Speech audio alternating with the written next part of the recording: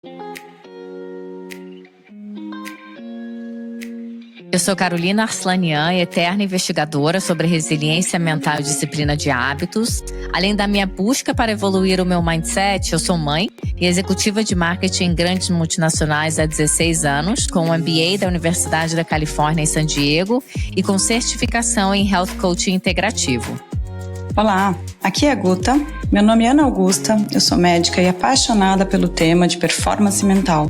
Fiz a formação em líderes, facilitadores e consultores pela Digo e sou pós-graduada em psiquiatria pela Faculdade de Ciências Médicas da Santa Casa de São Paulo. Seja muito bem-vindo ao nosso podcast, Calma no Caos. Bom, então eu quero saber o que você achou daquele livro que eu praticamente te obriguei a ler. Que na verdade não foi assim, não foi que eu te obriguei exatamente, mas eu dei uma bela forçada, vai. A gente vai falar sobre ele hoje, então, é isso? É isso que você tá propondo? Sim, vamos com tudo, tô animada. Não sei o que você colocou no seu café hoje, Guta, mas ele tá forte e eu tô animada. Tá ligadinha, tá bom, vamos então, Vamos porque lá. esse tema é muito legal. Olha, eu confesso que quando você me deu esse livro, que a gente ainda não vai falar o nome dele, eu fiquei com um certo preconceito.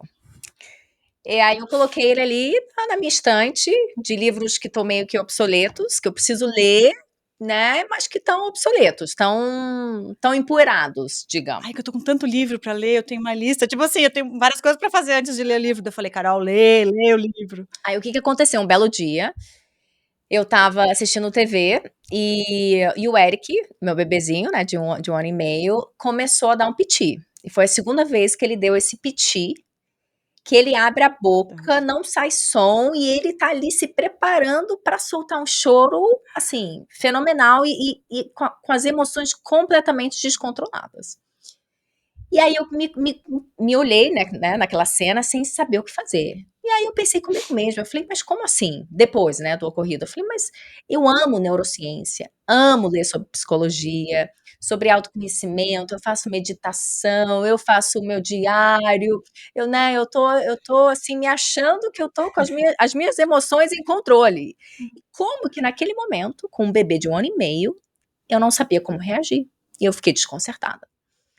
E aí foi nesse momento que eu falei, olha, eu tô rindo porque eu tenho o André que tem 6 e a Bia que tá com 4, então assim, eu passei 2 vezes por isso, eu falava, a segunda vez vai ser tranquila, tipo, já sei agora como lidar. E não. Não. E foi um aprendizado, então foi um momento, eu acho que de um autoconhecimento meu, falei, olha, eu acho que eu preciso parar para entender o que tá acontecendo aqui. E aí eu fui lá e peguei o seu livro para ler. E eu te confesso que abriu a minha cabeça. E aí, assim, essas últimas semanas, eu acabei de ler, né?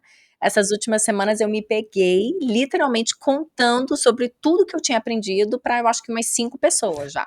Ele tem esse poder, esse livro tem esse poder.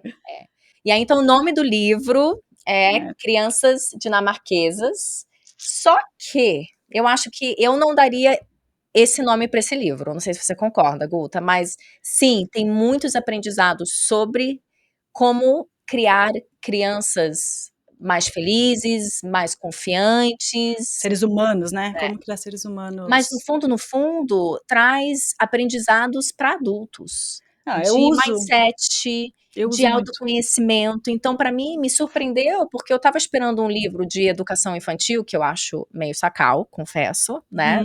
Esse é o segundo livro que eu já li, né, durante a minha maternidade até hoje, mas eu confesso que me surpreendeu nesse sentido. Então, por isso que acho que hoje vai ser muito, muito legal esse bate-bola aqui nosso, para a gente falar de mindset e trazer alguns aprendizados do livro, que foi 100% embasado em estudos científicos, evidência clínica. Esse livro é muito, eu acho ele mágico, assim, ele fica na minha cabeceira. E eu até compro uns fechados. A última vez que eu comprei 6, eu te dei um, tenho mais 5 ali. E volta e meia eu dou para alguém, porque eu acho que eu fiquei tão feliz de ler e aprender essas coisas, que eu tenho vontade, e assim, se eu fosse falar, primeiro que não dá tempo de falar tudo que eu quero falar do livro, e ele é tão bem escrito, de uma forma tão simples, mas ao mesmo tempo tão profunda, que acho que não tem presente melhor, assim, no livro. O que mais que você gostou? Se fosse para escolher, vai, uma coisa. Eu acho que a primeira eu achei super interessante, porque fala sobre O estudo que eles fazem há mais de 40 anos é sobre o povo mais feliz do mundo, né? E a Dinamarca tá sempre em número um, né? Consequente todos os anos, Sim. né? Então eu achei super interessante eles pararem para entender e fizeram pesquisas para entender o porquê. Por que é o povo mais feliz do mundo, aparentemente? E aí, as duas escritoras, né? Uma é uma americana pesquisadora, a outra é casada com um dinamarquês, Uhum. acho que há mais de 8 anos, e a outra escritora é uma dinamarquesa, psicóloga, e elas se juntaram exatamente para testar algumas hipóteses de que a felicidade do povo da Dinamarca está muito embasado em como eles criam os seus filhos, né, em alguns conceitos de vida e de A mindset. americana, que é casada com o dinamarquês, começou a perceber que eles tinham muitas diferenças relacionadas a como criar os filhos, os próprios filhos, né? E ela falou, nossa, deve ter alguma coisa aí no meio, porque é muito diferente. E ela foi vendo que o dela talvez não fosse tão legal quanto o dele, do marido. E aí começa, né, a falar de todas as maneiras com que lida, por exemplo, com uma birra. Tem até coisa de nomenclatura que é diferente, não sei se você lembra. Nos Estados Unidos eles chamam muito, 2 anos da criança, que você está chegando, de terrible two. E na Dinamarca, eu não lembro qual era a expressão, mas alguma coisa relacionada à idade dos limites. É criança com fronteiras, eu acho que é isso, ou Eu ouvi em inglês, então. idade das fronteiras, Dos limites. dos limites, É, idade das fronteiras. é, é. A minha interpretação, que foi em inglês, que eu li, mas era assim, a idade que a criança quer entender até onde ela pode ir. E aí olha que legal, ao invés de ser um terrible two, que não tem o que fazer a respeito, vira uma limite. Então, assim, pai e mãe que tem que colocar esse limite na criança, ou seja, você inclui os pais no papel de limitadores do filho. Então, uma coisa que era para ser tipo uma tragédia, terrible two, acaba sendo uma coisa que a gente pode participar ativamente, ou seja, existe uma solução, E o sabe? mindset, né, então eu achei Então, mas interessante interrompi, a diferença de mindset, né, eu acho que o dinamarquês ele traz exatamente esse mindset, essa forma de pensar, essa mentalidade, de crescimento, né, e não uma mentalidade, um mindset fixo. E aí eles trazem muito a questão de rótulos, que eu achei super interessante, o poder da nossa linguagem, né, que tem tudo a ver com a neurociência, né, quando você estuda a neurociência já é comprovado que o jeito que você pensa, os pensamentos que você tem no seu dia a dia, acabam criando quem você é no final. Por quê? Porque pensamento gera ali uma emoção, aquela emoção gera uma ação, e aquela ação, no final das contas, ela transforma quem você é no dia a dia. Então, o poder do pensamento é incrível, e eles falam muito de rótulos. Então, como que a gente já, desde pequenininho, a gente, para o próprio filho, cria rótulos. Ah, você é muito inteligente, ai, você é linda, ai, ou você você é é bagunceiro. bagunceiro, ai, você é muito levado. E aí, o que isso tem isso interfere muito Sim, no porque nosso subconsciente quando a gente é sim, adulto. você está rotulando um ser humano ali, ou seja, rótulo foi dado, ele é fixo até o final da vida. Porque assim, a pessoa é bagunceira. Imagina, ela fica a infância inteira ouvindo que ela é bagunceira. Que santo que vai falar para ela que ela não é bagunceira? Que era uma fase do desenvolvimento dela, que criança é bagunceira, criança não bagunceira, a gente tem que prestar atenção. Então é uma das coisas. Outra coisa, tem que levar em consideração também o desenvolvimento da criança, né? Que existem as fases, a criança ela vai crescendo e vai adquirindo habilidades.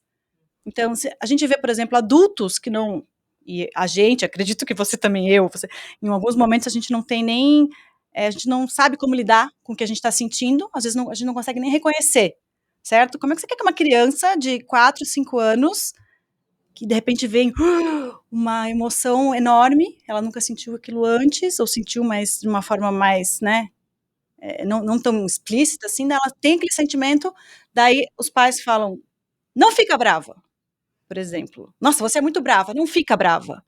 Como é que a criança criança não, como é que o ser humano vai deixar de ficar bravo quando já ficou? Sabe, então esse tipo de dica que o livro dá para mim foi uma coisa mágica e mudou o meu conceito comigo mesma também.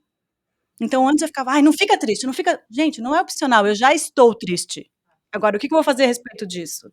Tipo, Guta, não se rotula, é mais ou menos assim, sabe, que eu lido com alguns aprendizados do livro. Sim. Não, esse eu acho que é um grande aprendizado, né, então é o mindset fixo versus o mindset de crescimento, né, então é exatamente isso. E até um outro, um médico canadense que eu achei super interessante, que fala muito sobre esse tema, o nome dele é Dr. Gabor Mate, e aí depois no final, nas notas, a gente vai colocar as referências, né, de todos dos estudos que estão nos livros, de tudo. E então essa é mais uma referência super legal, e ele conta exatamente isso, que quando a gente, eh, reconhece a criança por conta de um comportamento, porque ela está sendo bagunceira, por exemplo, ou porque, ela, né, ela fez algo de muito positivo, talvez, a gente está reconhecendo um comportamento de curto prazo, ele explica. E a gente Uhum. esquece que aquele comportamento é daquele momento, né. Sim, Sim, que a criança tá triste? Sim, a criança tá triste, a gente tem que reconhecer esse sentimento na criança e não julgar a criança por um comportamento que está acontecendo em curto prazo, e sim, reconhecer a criança e lembrar que aquela criança ela vai ser um adulto, sim, é uma por maior fase. parte do tempo da vida dela, né, então assim, ele diz que essa teoria de que os primeiros 7 anos são os momentos mais importantes da criança, ele não concorda, ele fala que os estudos na verdade mostram que os primeiros 3 anos, ele fala: "Olha, se você acerta os primeiros 3 anos, relaxa", é o que ele diz. Por quê? Porque é quando você pode talvez trazer um trauma desnecessário para a criança, né, e aquele trauma ele fica no subconsciente e aquilo ali vai ter um impacto naquele adulto. É, eles chamam de primeira infância, né, esses 3 primeiros anos, de 2 a 3 primeiros anos. É a chamada primeira infância, e é super importante para desenvolvimento de segurança, autoestima, nossa, o ideal seria se toda mãe conseguisse ficar esses 3 primeiros anos com o filho, sabe. É ideal, né, não é a realidade que a gente tem, mas, faz muita diferença. E aí que entra essa parte do rótulo também, porque o que acontece, eh, eu lembro algumas vezes que eu estava com meus filhos andando, sei lá onde, daí vinha pessoas e falava: "Nossa, mas ela é muito levada, né". Aí eu só que ela tá ouvindo, a criança tá ouvindo. Aí, tipo assim, tá falando da minha filha: "Ela é muito levada, né", ou "Ela é muito não sei o quê".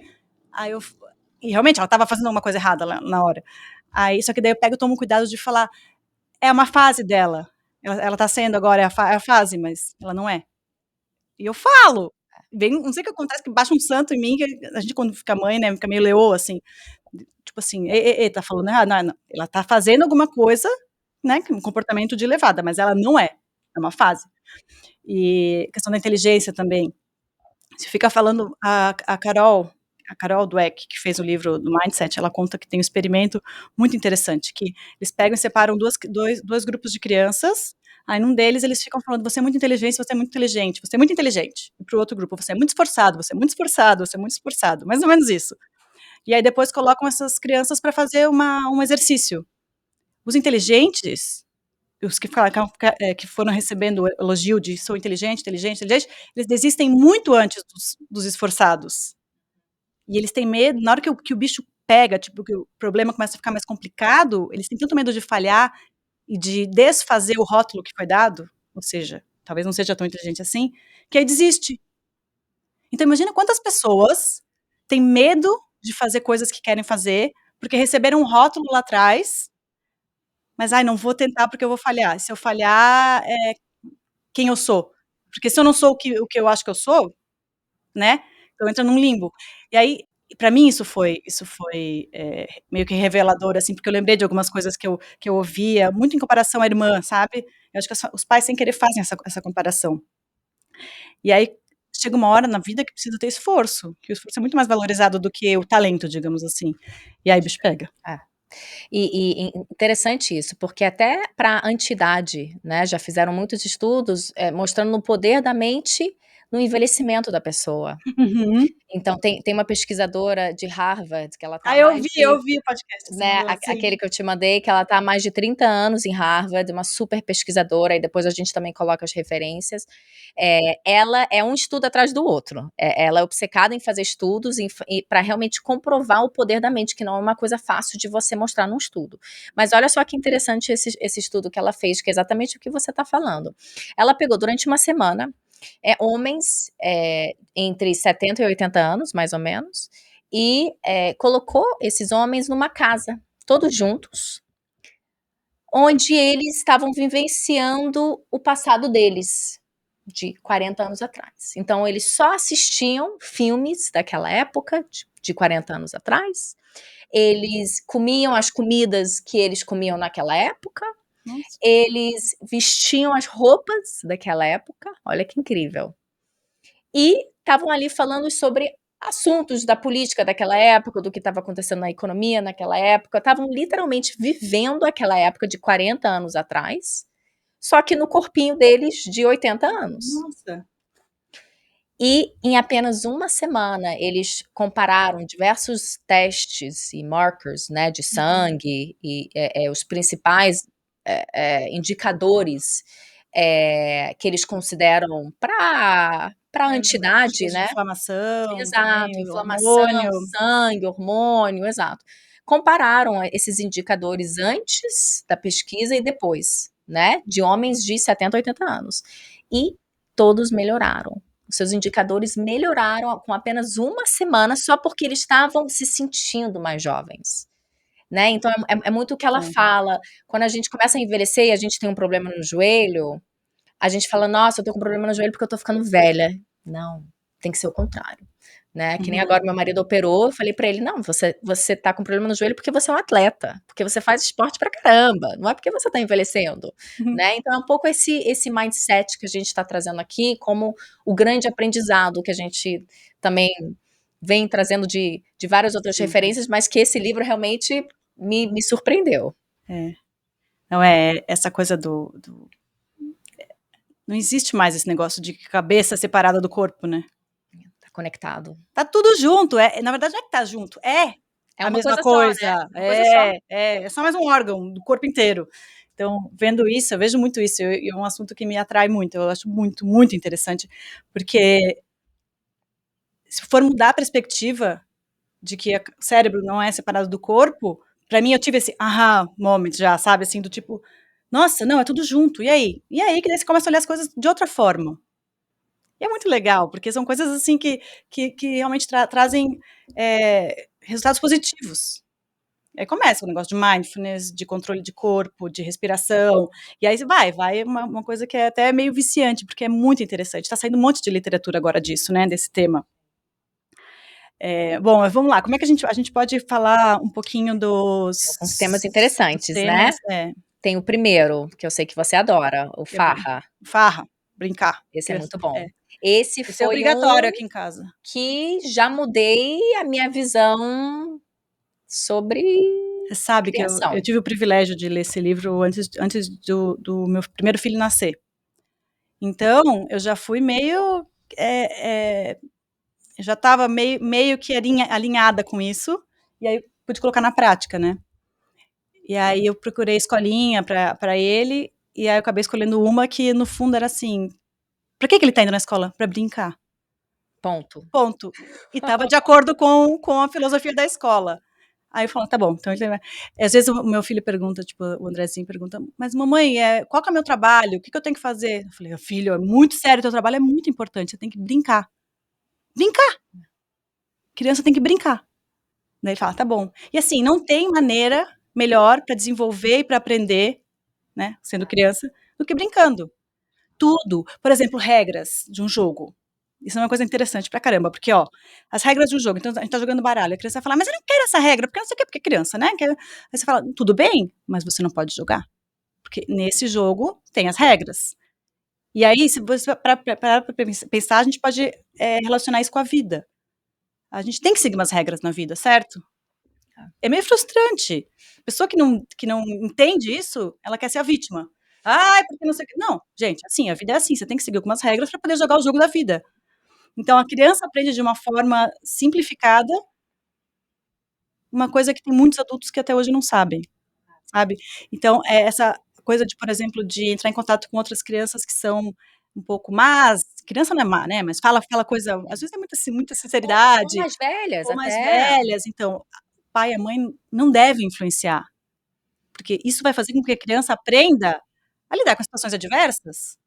Agora o que que a gente vê hoje em dia? "Ai, pai e mãe bom é o pai e mãe que tá lá junto, presente, que" não, não, é diferente, uma coisa é estar junto, presente e influenciando, além do necessário, e outra coisa é estar junto, presente, olhando, observando e ver quando realmente precisa que a gente intervenha, porque muitas vezes é pra livrar a nossa cabeça, né, do tipo assim: "Ai, eu tô vendo ele sofrer, tá difícil".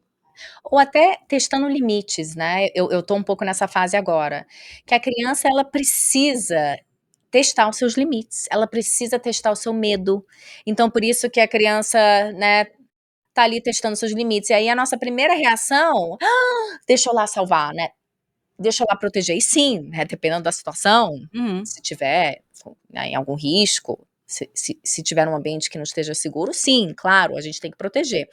Mas Mas proteger do quê? então, de talvez se machucar muito. Agora, se a criança estiver num ambiente seguro, Uhum. onde sim, ela pode cair, mas, né, não vai se machucar, Não, deixa até pra pode se machucar, até pode, mas não vai ser mas não é nada nada, não pode bater catastrófico. cabeça. Exato. Deixa a criança testar os Isso. seus limites, né, deixa. O Eric faz isso o dia inteiro, ele pega, né, os carrinhos e fica colocando ali na quina da mesa, até quase cair, né. Uhum. Então, assim, ou ele começa a subir numa cadeira, então, assim, deixa a criança testar os seus limites, e isso também ajuda na autoconfiança da criança. Então o livro traz muito isso, né. Como é que a gente, cria os nossos filhos para que eles tenham uma bússola interna, para que eles tenham o seu locus interno muito bem trabalhado, desenvolvido. Então uma outra coisa que o livro traz, que eu acho sensacional relacionado a isso, é a questão de estimular excessivamente as crianças. E isso eu tô vendo muito hoje em dia. Hoje, Tipo, até mesmo estimular com aula, com atividade, com aula, não atividade deixar a criança brincar extracurricular, livremente. exato. E a gente sabe que a atividade é fenomenal, claro, esporte, tudo isso é muito importante, mas como que você encontra e deve ser difícil isso, né, encontrar um balanço entre, né, um esporte, uma atividade que você sabe que vai ser importante ali para desenvolver, o espírito coletivo da criança, né, a Coordenação. coordenação, né, a questão física e tudo mais, mas ao mesmo tempo encontrar um balanço para que a criança também tenha um tempo de curiosidade, onde ela pode brincar livremente É, o e tempo se de fazer explorar. nada. As Exato, crianças hoje em dia não ficam entediadas, é tudo com celular, então você vai tela. olha que interessante, ao invés de jantar com os pais e os pais ensinarem a criança a conversar com o garçom, a a ter um comportamento com outras pessoas juntos, o que que faz? Bota o celular, e aí a criança fica vendo o celular e perde tudo isso que a vida tem pra proporcionar. E aí o que acontece? Não é dificuldade de se socializar depois. A criança precisa aprender a se comunicar desde cedo, e com outras pessoas, e com pessoas que não conhece, e ver e testar o limite dela, até onde que eu consigo ir perguntando coisas, tentando, desbravar o mundo. Mas, os pais hoje em dia não sei o que acontece, né. E hoje em dia com realidade aumentada, assim, é a nossa realidade, então hoje Porque é tem confortável, né. aqueles óculos de realidade aumentada que as crianças já estão utilizando, que as crianças estão ali vivendo aqui naquele mundinho delas, né, estão sendo estimuladas excessivamente. Esse é o nosso mundo. A gente entende que, né, a gente não consegue colocar um tampa-olho e esquecer que esse mundo existe. Esse mundo existe, mas o que que a gente pode fazer? E eu tô aqui aprendendo, né, agora com isso, como é que a gente também, se questiona e encontrar esse balanço, né, entre deixar a criança em casa sem fazer nada, brincando, É que nada pra eles é muita coisa. é muita coisa, Pra gente exato. também, né. Porque até o que o livro explica, né, às vezes uma criança brincando sozinha ou até com outras crianças, você aprende a, por exemplo, negociar o brinquedo com uma criança mais velha, se frustrar no momento que a criança vai lá e tira o brinquedo da sua mão, então você tá ali sozinho tendo que lidar com essa situação, Uhum. né, então isso é muito rico. Não, acho que na questão do brincar tem coisas super importantes, assim, que me vem à cabeça, que eu acho que eu preciso falar aqui, que é muito legal, e você que tem um menino ainda, primeiro que a gente é diferente deles, tá? Então, assim, você vê criação de pai e criação de mãe, né? É diferente. E os pais têm uma coisa com os filhos, que é de ficar brincando, tipo leãozinho, sabe? Leão, já viu? Aqueles Discovery Channel, daí tem os leões, eles ficam, tipo, rosnando e brincando, não sei o quê. E isso é muito bom. Eu acho que eu sou meio pai, então, porque eu sou desse Você é tipo. ótimo. Fico ali rolando no chão, eu gosto desse tipo de brincadeira Eu também. não, eu fico, não, vai lá com teu pai, vai lá com teu pai.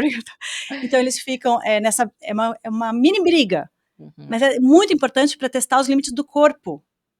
Porque Ah, como é que não a criança sabia vai saber? disso. Como é que a criança vai Legal. saber o que ela pode fazer que está no nível da brincadeira e o que ultrapassou, machucou? Ai, então assim, você vê que o meu marido, o Deco, com os nossos filhos, ele fala: parou, agora machucou. Não, não é legal, Chega. machucou. Então, instintivamente, sabe? Isso é muito importante, porque isso vai fazer com que a criança, tanto o menino quanto a menina, cresça e entenda qual a limitação física do corpo relacionado ao outro. Então, até onde que eu posso ir com o outro fisicamente? Se você barra isso, o que vai acontecer? A pessoa não vai saber. E aí sim a chance de se tornar uma pessoa violenta aumenta. Então precisa brincar e precisa ser brincadeira bruta. É como se fosse, a gente é animal, né? Então tem que ter uma certa brutalidade para ajudar a criança a entender até onde pode ir e até onde não. Até onde também pode deixar. Às vezes eu vejo o Andrezinho falando, não, machucou, para. Então, assim, e se não aprender isso agora, é muito difícil aprender depois. Aí Muito outra legal. coisa. Eu não conhecia, não tinha feito essa associação. Muito legal, faz É todo legal, sentido. né? Tem um outro, acho que grande aprendizado, que é o que eles chamam de uma técnica de mirroring, ou técnica de espelhamento, que é muito interessante, porque, eu já usava isso para o meu trabalho, que é uma técnica de aproximação, de empatia, né. Como é que quando você está conversando com alguém, negociando com alguém, aí aqui pensando, né, no trabalho ou até na vida pessoal, como é que você se aproxima daquela pessoa? Como é que você derruba barreiras? Como é que você cria mais empatia com a pessoa? Principalmente no momento que você está tendo uma conversa difícil, que você está talvez confrontando, né. Essa técnica de psicologia ajuda muito, que é você primeiro reconhecer aquilo que a pessoa falou, repetir literalmente aquilo que a pessoa falou. Então, às vezes, você está tendo um diálogo com alguém e você quer convencer a pessoa de uma ideia oposta.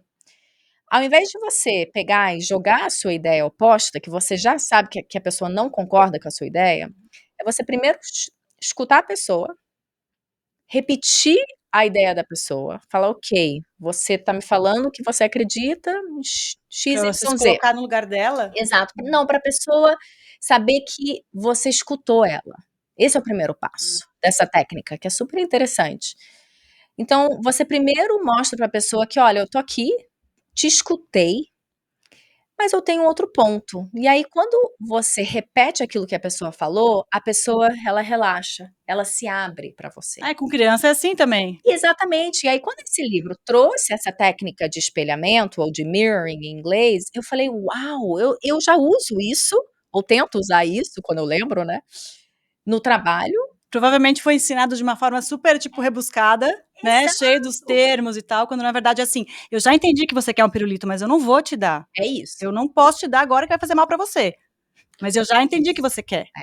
É. Isso tem toda hora. Mamãe pirulito. Super simples, mas assim, Guta, eu não tinha feito essa associação de uma coisa que eu, às vezes, uso pra um outro momento da minha vida. E é uma técnica tão simples, mas tão poderosa que a gente pode usar com uma criança, por exemplo. E se hoje aí, enfim, até lembrar de também usar isso na vida pessoal, Não, com mas o mas o negócio de marido. educação pra mim é mágico, porque é isso, no fundo a gente é criança que cresceu, né. Então assim, a gente usa, só que daí a gente dá uma rebuscada, mas no fundo os ensinamentos, né, eles são simples, e a gente usa desde de educação com criança. Tem outra coisa muito legal que eu fiz o teste, eu li e não acreditei, eu falei: "Impossível". Fiz o teste, funcionou todas as vezes, tipo assim, batata, funciona. Que criança quando cai, por exemplo, cai e se machuca. Cai e não se machuca, tá? Na nossa visão. Caiu, "Ai, filho, levanta, não foi nada". E a criança lá chorando. Como não foi nada? Ela tá chorando. Se não machucou, ela levou um susto, ou ela ficou desconfortável, alguma coisa aconteceu, ela tá chorando. Aí chega um adulto enorme, cheio de poder, fala: "Não foi nada". Tipo, que como hã? Aí grita mais alto ainda, porque a criança quer ser ouvida. Uhum. Então, como é que eu comecei a testar? Acontecia alguma coisa lá, caía. Eu via que não tinha sido nada, na minha, né, concepção. Daí eu falava: "Nossa, você caiu". Aí a criança para de chorar na hora. "Tá doendo?". "Não". "E para, Carol". Não, é uma coisa, você já fez esse teste? Acho que eu já te falei isso uma vez, né. Sim, sim. É uma coisa ridícula, você fala: "Não é É. possível que isso vai funcionar", e funciona. Por quê? Você mostrou pra criança que você reconheceu, né, que você O negócio do tá dentro da espelhamento, né. criança, exato, e aí funcionou. E aí até pensando também num outro ensinamento que abriu a minha cabeça, é o que o livro chama de opressão zero. Não sei se você lembra dessa Sim, parte. sim, sim, E sim. aí eu até conectei Essa com muito essa que eu acho mais difícil. então, essa também, que é a questão do castigo, da palmada, que eles falam que são contra. Por quê? Eles nem entendem, os dinamarqueses não acham, não fez sentido nenhum. Porque eles a teoria deles é que o castigo, palmada, você acaba criando uma criança potencialmente com baixo autoestima, então é o que as pesquisas mostram, né, que a criança pode crescer com baixa autoestima. Por quê? Porque acaba que você cria a criança com medo. A criança, ela faz o que você pede, o que você manda, Não por porque ela tem respeito, medo. né, por medo. Por medo. E que essa, na visão deles, não é a melhor forma, porque isso pode acabar impactando na autoestima da pessoa, pode criar um adulto ansioso, com falta de confiança. Então eu achei isso super interessante, né. E aí só que ao mesmo tempo eu acredito muito numa educação com disciplina. Uhum. E aí, né, como é que você encontra esse Então, balanço? E aí eu fui e li um pouquinho mais. só tem uma coisa que eu acho que é importante Hum, colocar, não sei se tu lembra, aquele na hora que ela fala isso, que elas falam isso da opressão zero, tem uma hora que eles falam assim: "Só que tem 2 coisas, ou uma coisa, que não é que a gente não admite de jeito nenhum, que é bater", acho que sim, é bater, acho que é é, só bater. agressão. Tipo assim, bater na mãe, bater, daí é assim: "Não, não, não pode, não mesmo", às vezes tem que segurar firminho no braço ali, ó, É. tipo: É falar "Não". firme, então, a questão do não colocar de castigo ou não dar palmada, não quer dizer que você não vai falar firme, então eles deixam isso muito claro, tem que falar firme, tem que É. olhar olho no Tem que olho, abaixar abaixar no na altura da nível, da criança. exato, mas você não precisa gritar, e aí eles dão um exemplo fenomenal, que é o momento que e até uma história real, de uma mãe que estava com um filhinho andando de bicicleta, prestes a atravessar a rua. E a Uhum. criança foi e atravessou a rua, sem olhar se estava vindo carro. Nossa, se eu tô ali naquele momento, eu começo a gritar, né, "Você para! A mamãe falou pra você que não é pra atravessar a rua". Enfim, é a nossa reação natural. Uhum. E não foi a dessa mãe. Essa mãe pegou, abaixou no nível da criança, na bicicletinha, e falou: "Filho, lembra o que a mamãe falou? Aquele carro ali pode fazer dodói. Uhum. Não pode atravessar a rua sem olhar pra ver se estava Na vindo carro". verdade, essa mãe, ela já tinha gritado não sei quantas vezes, E aí e não tinha não em outros funcionou. momentos, não funcionava. Exato. E aí ela tentou É. outra E aí o abordagem. que que a criança fez? Ela começou a repetir: "Carro dodói, dodói carro, carro dodói". Ela E aprendeu. a criança aprendeu. Então, assim, fez uma associação. Então isso é muito importante, que é o que o livro fala, né. Se você não quer uma criança gritando dentro de casa, não grite. Sim. Se você não quer uma criança, Violenta. violenta, né, Um então adulto, né, um adulto exato. violento. E aí eu voltei para o doutor Gabermate, né, que é esse médico canadense que foca muito em saúde familiar, e ele explicou isso de uma forma que eu achei genial. Ele explica que sim, você precisa impor a disciplina, o respeito, mas você precisa criar um discípulo. A criança tem que ser o seu discípulo, a criança tem que te admirar, te respeitar. É. E é por isso que ela vai fazer as coisas que você está pedindo, não Uhum. por medo, né. E se a criança não tem uma figura paterna, materna, né, que ela respeita, que ela admira, que ela segue, ela vai procurar isso fora de casa. E tá aí o problema. Ela vai procurar isso no youtuber, ela vai procurar isso numa Vai atrás celebridade, de uma referência. talvez num amiguinho, e nem sempre essas pessoas vão ser a melhor influência para a criança. Então é muito importante que ela tenha essa figura dentro de Não, casa. fora que a gente quer um adolescente que fale com a gente, né? Exato. Que tire as dúvidas, que tenha... na minha casa, sim, eu acho que é mais importante do que a punição pelo fato errado, pela ação errada, é tipo assim, você se mentiu, daí é 1000 vezes pior. Então, assim, não importa o que você tenha feito, mas me fala a verdade. Eles ainda estão na fase que eles misturam, né, um pouco de realidade com imaginação. Interessante. Então, aí tem umas coisas que eu acho legal é deixar a criança pensar a respeito e dar uma saída fácil para ela. Então, por exemplo, eu pergunto, mas na escola você faz tal coisa? Tipo, na escola você... Chupeta com a pia. Mas na escola você está usando chupeta? Não, na escola eu não uso chupeta. Só que a professora tinha me falado que ela estava usando, que ela pegava escondida, enfiava na bolsa e ficava usando chupeta na escola. Aí eu falei, você não usa? Então eu posso perguntar para sua professora? Aí ela fala, melhor não, mamãe. Tipo assim, melhor não perguntar. Não rolou uma briga nem nada, mas eu achei ruim ela ter mentido dessa forma super... E aí não foi imaginação, ela realmente mentiu porque ela queria ficar com a chupeta. Mas aí, só essa coisa de, eu sei que você mentiu, e sabe assim? E eu sei como resolver isso, como é que a gente vai fazer? Então, assim, eu acho que ligou, deu o primeiro clique para ela começar a entender que não é legal mentir. Então, assim, é outra coisa que eu acho que tem que adaptar as informações, as consequências de um ato ruim, tudo, com a idade da criança. Não adianta nada você achar que é um mini adulto, e vai pro quarto agora, não sei o que, ela nem sabe o que está acontecendo, sabe assim? Então, com 6 anos, o que é o meu mais velho, ele tem, acho que ele já começa a entender mais o que é imaginação e o que é realidade, mas às vezes tem eu Mistura, vejo que entendi. mistura um pouco, Legal. E aí entra numa coisa que eu acho que é uma das mais legais aqui, que é o negócio da honestidade e da sinceridade. Então, uma fala que eu tenho com eles aqui em casa a gente não mente. Muitas vezes eu falei, eu não vou te falar isso porque eu não posso, mas não inventei uma outra história.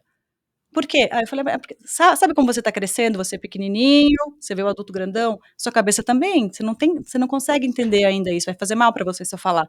Então eu não vou te falar, mas quando você tiver maior, você pergunta de novo que eu falo. Mais ou menos isso, sabe? Mas nunca mentir. Então, chorar, por exemplo, eu choro na frente deles, porque eles percebem, eles sabem quando a gente está triste, eles sabem. Então eu choro e, mas por que você está chorando, mamãe? Aí eu falo, porque aconteceu uma coisa ruim, não posso te falar agora o que é, mas eu vou ficar melhor, eu vou ficar melhor. Então a gente vai fazer. E aí eu vejo que dá um conforto neles, antes de eu conversar, de eu ser sincera, ou de eu chorar na frente, de mostrar, fica uma situação meio. Eles sabem, eles percebem muito mais que pela fala. Claro. Então, eles sabem, eles sentem a nossa energia, eles sabem, eles percebem muito. E a partir do momento que você fala realmente o que está acontecendo, a honestidade, isso dá uma tranquilidade, porque bate. O que eu estou sentindo que está acontecendo, o que eu estou sentindo nela, tem a ver com o que ela está me falando. Então, junta e aí faz sentido, a criança fica mais tranquila. E a gente acha o quê? Que não pode falar. Não pode falar coisa difícil, coisa ruim, tô chorando, não tô chorando, não, tá tudo bem. Não tá tudo bem, ela já tá percebendo que não tá tudo bem. E eu amei o que você disse, né, que você chora na frente dos seus filhos. Choro. E aí eu acho que isso é muito poderoso, porque para mim a honestidade, ela vem muito da vulnerabilidade. Só que a gente tem que estar disposto a ser vulneráveis também na frente dos nossos filhos, né. E aí uma pergunta que eu tenho para você: você pede desculpas para Super, seus filhos? várias Ai, vezes, olha várias que vezes. incrível, e eu acredito muito nisso. Porque se você mostra para os seus filhos, se você pede desculpa, se você chora na frente, se você mostra os seus sentimentos, isso mostra que, cara, somos seres humanos. Tudo bem a gente estar triste, tudo bem a gente errar e pedir desculpas, porque faz parte perdoar. E aí eu acho que isso traz uma empatia. Você ensina a criança a ter mais empatia pelos outros, pelos sentimentos dos outros, né? Você aprende a reconhecer melhor o E eles sentimento das respeitam muito crianças. mais. Eles respeitam, eles aprendem que tudo bem falar a verdade, né? Então eu acho que essa questão da honestidade E está tudo bem muito errar, né, ligado. Carol? E tudo bem errar, somos Porque a gente humanos. erra. E vai exato. errar, e só consegue fazer as coisas se tiver nessa situação de estou disposto a errar para depois acertar. Mas eu nunca, acho que escutei um pai pedindo desculpas, assim, Não? para um filho, não Nossa, sei, eu eu acho que eu isso eu não, peço. né, não sei, eu não, acho que não sei se isso é muito comum. Não, e às vezes eu falo assim: "Ó, eu gritei com você, eu fiz muito errado, você me desculpa?" É. E eu espero ela ou ele fala: "Desculpa, mãe". Eu falei: "Tá, mas o que você fez tá errado. Eu errei em gritar, mas não quer dizer que o que você fez tá certo, você entende isso?" Aí a criança fala: "Eu entendo, entendo, tá bom, desculpa mamãe, eu também fiz errado", sabe assim? Então o negócio vai. Então assim, o negócio de não, ai, como é que é? Às vezes a gente fica tão se sentindo tão culpada pelo que fez, que acaba falando: "Não, tá tudo bem, o que, né, desculpa, desculpa filho, não sei o que, você é o máximo". Não, não, desculpa, mas isso não quer dizer que não é porque eu errei que você não errou, sabe? É, Então o negócio da sinceridade, esse livro me deu uma libertação nisso, é. porque daí as coisas ficam com mais sentido até pra gente também, né. E a gente não precisa, eh, imagina, você tá dentro da sua casa, que é um lugar sagrado, e você tá com um avatar, você tem que vestir um avatar na frente dos seus filhos, pra mim não faz sentido, né, eu acho que você realmente tem que ser você mesma. É claro, tem momentos e momentos, mas assim, você poder mostrar suas emoções, que talvez você não teve um dia maravilhoso, e que tudo bem, e aí é um pouco o que o livro traz, que eu achei super interessante, dos dinamarqueses, e dos filmes, e das histórias, A que nem Pequena s Sereia. exato, que nem sempre terminam Nunca termina, Carol, com o final feliz. príncipe e a princesa ficando juntos, né, eu achei isso incrível. Então assim, sim, as histórias da Disney são incríveis, com o final feliz, né, com aquele sonho, eu acho super legal a criança sonhar, imaginar, pensar grande, ter sonhos, eu acho isso incrível, mas eu concordo muito com o que eles falam, que é importante a gente também contar historinhas de vida real, né, que nem sempre o príncipe fica com a princesa. E que a gente não precisa sempre ler um livro ou mostrar um filme, uma historinha que tem aquele final feliz irreal. Por que que eles explicam, né, e os estudos explicam? Porque quando a criança só assiste e só conhece histórias com final feliz irreal, ela começa a pensar: "Nossa, mas a minha vida não é tão boa assim, né". E quando você começa a mostrar o contrário também para a criança, histórias que nem sempre têm esse final perfeito, a criança começa a ter mais empatia pela vida, pelas pessoas, ela começa a ficar um pouco mais grata pelo que tem. Ela começa a entender que a vida real não é um conto de fadas. Não, e eu acho que o mais importante disso tudo a criança consegue, criança e adulto, tá, que isso eu uso pra mim também, depois que eu me liguei desse tchan, pô, final feliz. A gente acaba, sempre a a gente só fica em busca do final, porque o final é feliz.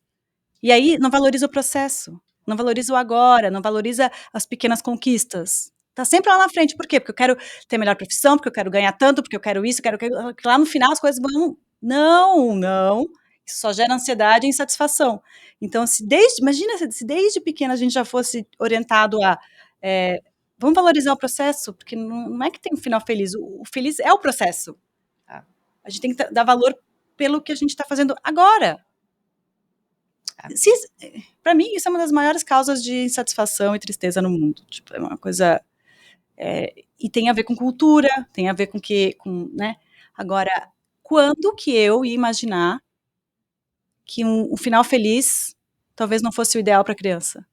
Falar sobre morte, eu falo com eles também, todo mundo vai morrer. "Ah, mas é não sei o que não", né, "Mamãe, você vai morrer", eu falei: "Eu vou morrer, mas eu já vou espero que eu esteja bem velhinha, banguela e não sei o quê", daí eles dão risada, sabe assim? Mas já vamos colocando essas questões, até porque é muito importante saber que existe uma finitude pra poder aproveitar a vida. Senão vai chegar adolescente também, vai achar que: "Bom, eu sou invencível e a minha vida não acaba, por que que eu vou cuidar de mim, se eu sei que, tipo, não, né, não vou morrer nunca?" Porque tem mais ou menos essa coisa de a gente não fala sobre morte. ah. E até como a gente reconhece também as crianças, né, eu acho que essa questão de focar no processo e não no resultado final, é uma coisa que vai muito contra a cultura americana, Sim, né, que tá sim, muito sim. focado ali em vencer, né, e aí aqui um outro termo que o doutor Gabor Mate traz, que é a questão do win or lose, de você ganhar ou perder. E ele explica que muitas pessoas têm uma mentalidade binária, e que a vida não é preto no branco, a vida não é assim, não é ganhar ou perder. E tudo aquilo que está ali no meio. Então o livro até traz um exemplo, né, então tem uma criança que foi lá e perdeu a partida, né, ou que ganhou, digamos, uma partida, que ganhou uma partida de futebol. Automaticamente a gente vai lá e fala: "Nossa, incrível, você ganhou porque você é o melhor, porque você é o melhor jogador". E o livro ensina muito que você precisa, pensar também como que você reconhece a criança pelo esforço, e não Não, eu acho e que não só pelo comportamento, né, pela identidade da criança, mas a criança Carol, é a melhor se você acha que seu jogadora. filho foi o melhor jogador, por que não elogiar? Você pode elogiar, mas por que que ele foi o melhor jogador naquele momento? Talvez porque ele praticou mais, Tá. talvez porque ele se organizou melhor, talvez porque ele trabalhou melhor em equipe, ele se esforçou mais do que todo mundo. Então, para mim, essa questão do processo, da jornada, é fundamental. E eu uso isso no meu trabalho, eu uso isso para minha vida pessoal. Então, se eu tenho, por exemplo, um objetivo, eu tento parar de pensar no resultado final que eu quero e eu foco muito nos meus hábitos, naquilo que eu vou fazer todos os dias para chegar no resultado final que eu quero. Porque se a gente fixa só no resultado final, a gente esquece que tem todo um processo para chegar lá, né. E Normalmente o resultado final é uma coisa muito grande, né. exato, exato. Então Mas eu tem uma gosto técnica, muito sabia, de desse dividir conceito. dos 25% que você tem que pegar lá, você tem um objetivo, imagina que ele é 100%, você quebra na metade, aí depois você quebra de novo na metade, então seu objetivo é os 25% daquilo. Então atingindo os 25, você vai para mais 25, mais 25, mais É 25. isso. Ajuda Porque o que bastante. acontece, se eu só falo para o meu filho que ele foi o melhor jogador, Ah, coitado. e o dia que ele não for? Não, então Ele não isso vai saber, eu acho que lidar com essa frustração. Então, sim, eu quero parabenizar ele, que ele foi o melhor jogador, mas eu quero talvez explicar que ele foi o melhor jogador, porque eu vi que ele ficou horas praticando, porque ele se sim, esforçou, porque o dia que ele não for o melhor, tudo bem também, né. E aí a gente vai falar: "Ok, hoje você não foi o melhor, o que que a gente pode fazer diferente?", né. uhum. Um outro grande aprendizado também do livro e dos estudos, que é o que eles chamam de olhar no espelho. Porque isso tudo que a gente está falando aqui de novo, né, tem um impacto em quem somos hoje como adultos, né, então todos nós temos uma placa-mãe que a gente desenvolveu ao longo dos anos, e que boa parte dessa, digamos, placa-mãe que a gente tem no nosso subconsciente, que às vezes a gente nem sabe que está ali, mas que está ali ditando muito quem a gente é, às vezes num piloto automático e sem perceber, essa placa-mãe, o que influencia essa placa-mãe, esse nosso subconsciente, muitas vezes é aquilo que a gente vivenciou na infância, como os nossos pais criaram a gente. Então, às vezes, a gente entende que a gente tem certos gatilhos que deixa a gente irritado, estressado, e a gente não sabe de onde vem Não, esse Carol, gatilho. quando a gente tá falando de hábito, é mais ou menos isso, né, "Pô, mas eu identifiquei que eu tenho esse comportamento que me prejudica. Tá, o que que eu faço a respeito? Tento mudar, não consegue, tenta de tudo, por quê? Muitas vezes está enraizado lá nos rótulos que os pais deram lá atrás, que é o que você tá falando. Então, lá atrás foi rotulada de preguiçosa, É. exemplo. Meu Deus, mas eu sou preguiçosa, né, eu sou preguiçosa, tipo, as pessoas mais importantes da minha vida falaram com todas as letras de que eu sou preguiçosa durante anos. Como é que vai mudar isso? Tem como, Tem, tem tem como, como, tem mas como. precisa, entrar em contato na raiz do problema, né, É. que é a questão do rótulo lá na infância. É. O primeiro passo é você entender qual rótulo que você fala pra você mesma, que outras pessoas Você sabe que eu já usam, fiz isso, mas né. eu acho que a gente podia fazer um trabalho, eu e você, né, a gente fazer isso, essa ferramenta, eu já fiz uma vez, deu super certo, é cruel no primeiro momento, porque é a verdade ali nua e crua, mas depois é libertador. Você não fez ainda, né, de ir atrás dos teus rótulos na Ah, infância, eu tenho total, eu mas você sei já exatamente quais são, mas eu uso muito o journaling, o diário, né, Uhum. que me ajudou muito a colocar pra fora, os meus medos, os meus gatilhos, e aí eu tento resgatar de onde aquilo veio na minha infância, né. Você não chegou a perguntar para as pessoas, tipo, para o teu pai? pai, qual era o meu Não, apelido? não. E aí essa técnica que você mencionou que eu acho super interessante. Conta pra gente um Então essa vai ser pouquinho, a como ferramenta. funciona? Essa vai ser a nossa ferramenta, certo? Conta pra gente. Eu acho que é super interessante conversar com as pessoas que estavam com você quando você era pequenininha, criança, e perguntar: "Eu tinha algum apelido?", porque normalmente o apelido ele tem uma conotação, negativa. Às vezes não, às vezes acha que não, mas pode ser. Então, por exemplo: "Ai, sim, eu lembro que a gente chamava você de qualquer coisa", lá que seja. Então você: rótulo", isso é um rótulo. E às vezes mesmo no journaling, você está lá escrevendo, está tentando buscar, tem coisas que não vão aparecer. Então entrar em contato com, os apelidos através de pessoas que estavam lá, quando você era pequenininha, eu acho que é uma ferramenta mágica. Então vai lá, pergunta para pai, mãe, avô, avó, tio, tia, irmão: "Você lembra de ter algum apelido? De eu ter algum apelido?". E aí você vai anotando e depois faz um trabalho de introspecção para ver o quanto isso tem a ver com o comportamento hoje em dia, sabe. É muito legal, Super interessante. é muito interessante. Tem Muito legal. coisas que é tipo, meu, sacanagem, sabe assim? Tipo, pô, Não, e até pegar a visão dos outros, né, porque às vezes você esqueceu de não, alguma coisa, né, sim, e com você tem certeza. memórias, às vezes, que pra você já sabe de onde vem aquele gatilho, mas tem memórias que talvez você não consegue Não, lembrar. e aí só que assim, seja gentil com você mesma, né, porque lembra que você estava em desenvolvimento. Então, você deve ter traços ainda desse apelido, assim como qualquer ser humano tem, mas era uma fase.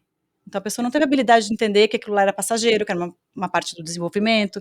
Tipo: "Ai, nossa, ela é bagunceira, né". Sim, toda criança é bagunceira. Porque no nosso conceito de adulto, o que eles fazem é bagunça, mas na verdade eles estão explorando. Então, é bem legal porque é meio revelador, assim. Mas tem que fuçar, tem que perguntar para todo mundo que podia estar por perto, tentar ler, ver álbum de foto, às vezes tem umas anotações, sabe. Maravilhoso, É bem maravilhoso. legal. E aí até como um exemplo aqui, sendo super vulnerável, né, você lembra que eu te contei daquele meu probleminha com doce que eu tinha, né, e que até Uhum. hoje eu trabalho, aquela sensação de quando eu tô emocionalmente estressada, eu vou para um doce e aquilo ali era um rótulo que eu criei pra mim mesma, que eu não consigo me controlar com doce, que eu não tenho controle com doce. Esse foi um rótulo que eu acho que muitos anos viveu comigo, e eu mesma colocava esse rótulo em mim. Eu mesma falava pra pessoa: "Ah, não, obrigada, eu não quero comer brigadeiro, porque eu não consigo me controlar, não consigo comer só um". E eu repetia isso pra Nossa. mim, pra outras pessoas, achando que era normal, eu era assim. E aí, quando eu consegui identificar que isso começou lá atrás, na minha infância, né, É. que os doces às vezes ficavam trancados na despensa, escondidos, né, e que realmente eu ali adorava um doce, exagerava, e que eu cresci um pouco com essa Não, e às vezes os pais falam com a criança do lado e nem percebe, não, a gente tem que trancar porque a Carol é, ela não consegue se controlar. A exato, Carol não se a controla, Carol tá tipo, exagerando no doce. você vê? Exato, então eu fiz esse link, né, da minha infância, e foi só depois que eu consegui identificar isso na minha infância que eu me desprendi desse rótulo. E é claro que é uma coisa que eu vou trabalhando, Sim, né, mas agora você, né, não é que tá, congelado ali porque assim, como é que você vai se você é assim, como é que você vai mudar? exato. Muito mais difícil do que, É. tipo, olha, quando eu era criança eu tinha essa característica, enfim, Hoje não, hoje eu é. sei que eu adoro doce. E sim, eu vou comer doce quando eu tô com vontade, mas eu não tenho mais esse rótulo de que eu não consigo mais me controlar com doce. Eu Não, consigo sim, né. mas tem dias que você não vai conseguir, daí você fala: Tudo "Hoje bem, eu não consegui mas exato. não que você", entendeu? É que nem quando, por exemplo, para criança, eu acho que é um exemplo que dá para associar e para ficar mais fácil de entender. Eh, Quando você fala para criança: "Nossa, você é muito chata, você é muito muito brigona, você é mui", não, nunca fala: "Você é", é: "Nossa, você está sendo muito chata com seu irmão, você está sendo". Olha o detalhe pequeno e a diferença que faz. Só esse detalhezinho do trocar o "é" por "estar", ou é passageiro, ou é uma fase, que nem eu falo para as pessoas: "Não, é uma fase dela, ela tá numa fase assim, mas ela não é assim". Isso faz muita diferença na autoestima da criança. Eu acredito que vão ser adultos bem mais seguros. e Incrível. realizados, né. É o poder da linguagem, né, e aí eu acho que é assim que a gente começou a esse bate-bola hoje, o poder da linguagem e até antes da linguagem, o poder do nosso mindset, de como a gente pensa, que influencia as nossas emoções, influencia como a gente fala e como a gente age e quem a gente é no final das contas. Então super poderoso e muito grata, Valeu a pena eu ter dado uma muito forçada na grata. barra. Sim, olha, eu tinha um super preconceito Ai, e Carol, que acabou com o gostoso. meu preconceito. Ai, eu amo, esse livro é Muito grata. demais, demais. Dá pra ficar, tipo assim, 5 horas falando dele, né. Muito bom. Maravilhoso. Bom.